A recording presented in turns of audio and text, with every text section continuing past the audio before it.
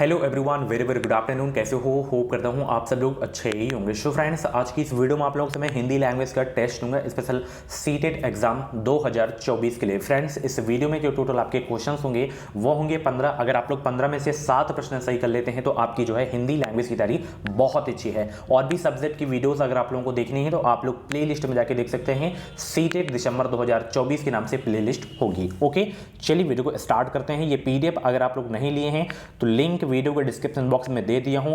एक ही बार में CTET qualify करना है तो ये क्रैश कोर्स जरूर ले लेना। लिंक वीडियो के डिस्क्रिप्शन बॉक्स में दे दिया हूं। रामबाण नोट से मात्र 199 रुपए में आपको जो है सीटेट का पूरा मटेरियल मिल जाएगा। हजारों स्टूडेंट परचेज कर चुके हैं तो आप लोग भी परचेज कर सकते हैं। लिंक वीडियो के डिस्क्रिप्शन बॉक्स में दे दिया हूं। चलिए, पहला प्रश्न आपकी स्क्रीन पे आ गया है। एक से अधिक भाषाओं का प्रयोग कक्षाई जटिलताओं को बढ़ाता है, या जो है शिक्षकों के लिए गहन समस्या है, या संज्ञानात्मक विकास में सहायक है, या किसी भी एक भाषा में निपुणता में बाधक है। तो एक से अधिक भाषाओं का प्रयोग क्या करता है ये आपको बताना है। 91 का जवाब देने का प्रयास करेंगे। तो एक से अधिक भाषाओं का प्रयोग जो है संज्ञानात्मक विकास में जो है सहायक है। ये किसके विकास में? संज्ञानात्मक विकास में सहायक है। यहाँ पे 91 का सी आपका बिल्कुल करेक्ट हो जाएगा। अगला प्रश्न आपकी स्क्रीन पे है। दृष्टिबाधित बच्चों को जो है भाषा सिखाते समय क्या करना चाहिए? उन्हें कक्षा में अलग बैठाना चाहिए ताकि उन पर विशेष ध्यान दिया जा सके, या उन्हें विभिन्न जो है भाषी गतिविधियों में शामिल नहीं करना चाहिए, या कम पाठों वाली पाठ्यपुस्तक का निर्माण किया जाना चाहिए, या अधिक से अधिक मौखिक भाषा का प्रयोग करना चाहिए? तो दृष्टिबाधित बच्चों को भाषा सिखाते समय क्या करना चाहिए ये आपको बताना है। बहुत ही सरल प्रश्न है। सभी लोग जवाब देने का प्रयास करेंगे। सभी को गुड आफ्टरनून। वीडियो को लाइक कर देंगे, शेयर कर देंगे सब लोग। तो दृष्टिबाधित बच्चों को भाषा सिखाते समय अधिक से अधिक मौखिक भाषा का प्रयोग करना चाहिए। यहाँ पे 92 का डी आपका बिल्कुल करेक्ट हो जाएगा। अगला प्रश्न आपकी स्क्रीन पे है कि प्राथमिक स्तर पर जो है भाषा की पाठ्य पुस्तकों में किस तरह की रचनाओं को स्थान दिया जाना चाहिए? विदेशी साहित्य की रचनाएं, या ऐसी रचनाएं जो बच्चों के जो है परिवेश से जुड़ी हों और जिनमें भाषा की अलग अलग जो है छटाएं हों, या जो प्रत्यक्ष रूप से मूल्यों पर आधारित हों, या केवल कहानियां अथवा कविताएं?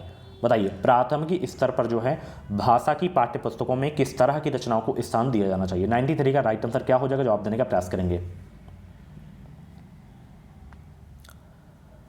तो प्राथमिक स्तर पर जो है भाषा की पाठ्य पुस्तकों में किस तरह की रचनाओं को स्थान दिया जाना चाहिए? ऐसी रचनाएं जो बच्चों के जो है परिवेश से जुड़ी हों और जिनमें भाषा की अलग अलग छटाएं हों। यहाँ पे 93 का बी आपका बिल्कुल करेक्ट हो जाएगा।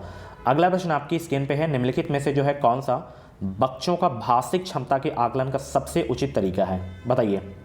बादल, आसमान, चिड़िया, बच्चे आदि संज्ञा शब्दों का जो है प्रयोग करते हुए एक कहानी लिखिए, या संज्ञा की परिभाषा को पूरा कीजिए, या संज्ञा को परिभाषित कीजिए, या संज्ञा शब्दों के 2 उदाहरण दीजिए। 94 का राइट आंसर क्या हो जाएगा? फटाफट आंसर देंगे सब लोग। ये आपके जो है हिंदी पेडागॉजी के क्वेश्चन हैं। बाकी 15 जो प्रश्न पूछे जाएंगे गद्यांश काव्यांश के पूछे जाएंगे, उसमें जितना हो सके उतना प्रैक्टिस कर लीजिए आप लोग। बस आपको पैसेज करना आना चाहिए। उसकी भी मैं एक स्पेशल वीडियो बना दूंगा, पैसेज कैसे सॉल्व किया जाता है गद्यांश काव्यांश। आप लोगों को परेशान नहीं होना है।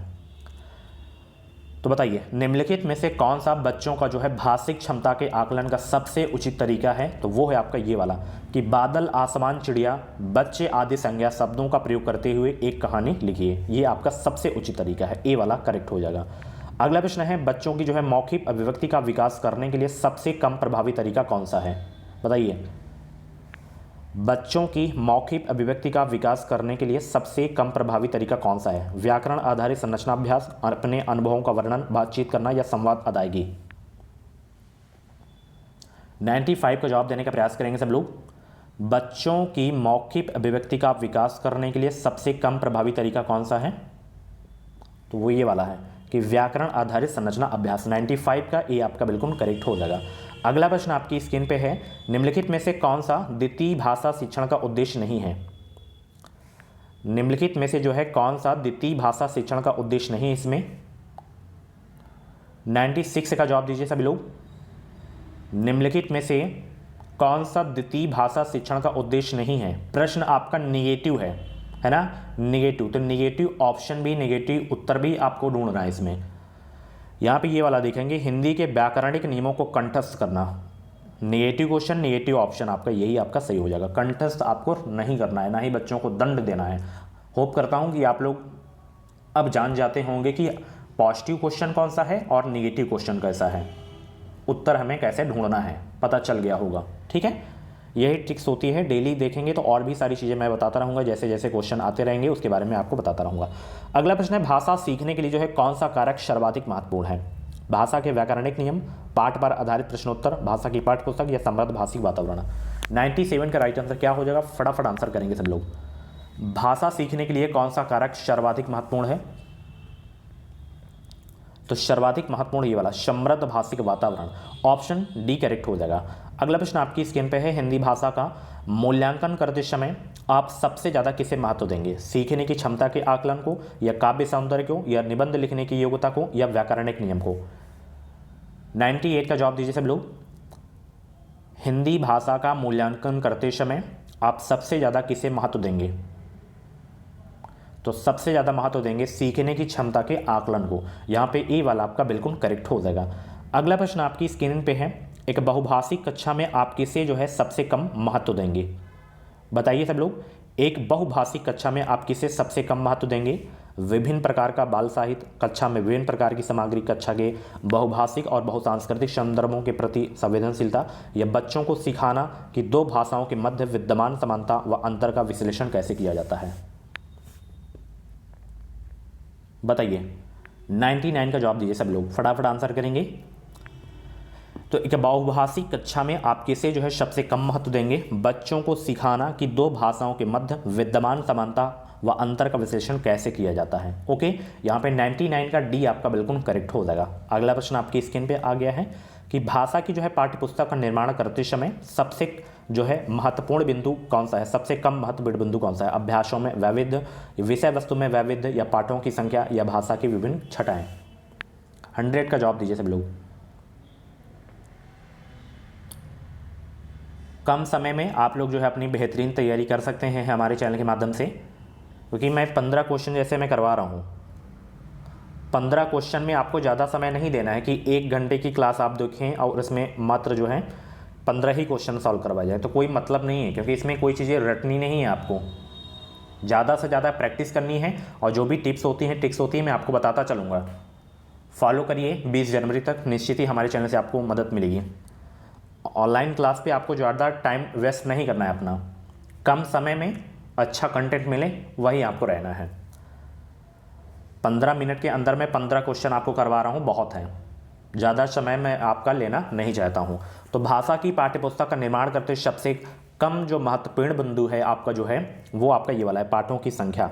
ठीक है, चलिए बहुत अच्छे। अगला प्रश्न आपकी स्क्रीन पे है, बहुभाषिकता भाषाई समृद्धि को खतरे में डालती है, या भाषा सीखने में बाधा उत्पन्न करती है, या भाषा सीखने में एक महत्वपूर्ण संसाधन है, या भाषा सीखने में बहुत बड़ी बाधा है? 101 का जवाब दीजिए। बहुभाषिकता जो है क्या है? तो बहुभाषिकता भाषा सीखने में एक महत्वपूर्ण संसाधन है।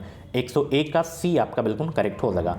अगला प्रश्न है, भाषा जो है विद्यालय में ही सीखी जाती है, या एक नियमबद्ध व्यवस्था है, या सदैव व्याकरण के नियमों का ही जो है अनुबंध करती है, या नियमों की जानकारी से ही निखरती है? 102 का जवाब दीजिए सब लोग। भाषा क्या है? तो भाषा एक जो है नियमबद्ध व्यवस्था है। 102 का दूसरा आपका बिल्कुल करेक्ट हो जाएगा।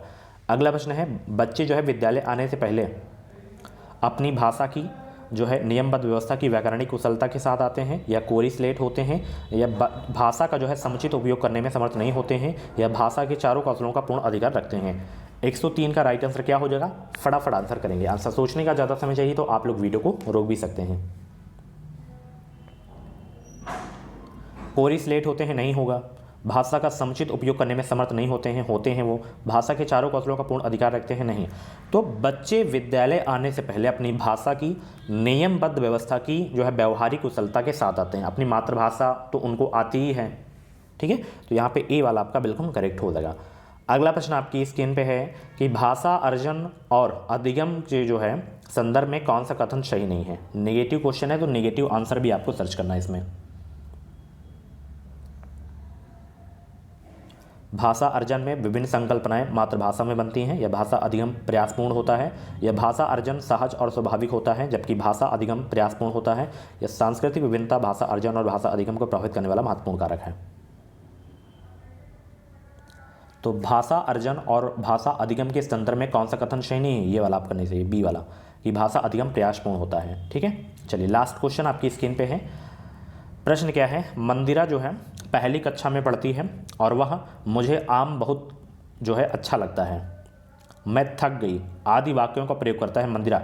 मंदिरा केवल सर्वनाम का ही प्रयोग जानती है, या केवल लिंग की दृष्टि से ही सर्वनाम का जो है समुचित प्रयोग करना जानती है, या केवल मैं वाले वाक्य ही बोल सकती है, या लिंग वचन क्रिया आदि की जो है दृष्टि से सर्वनाम का प्रयोग करना जानती है।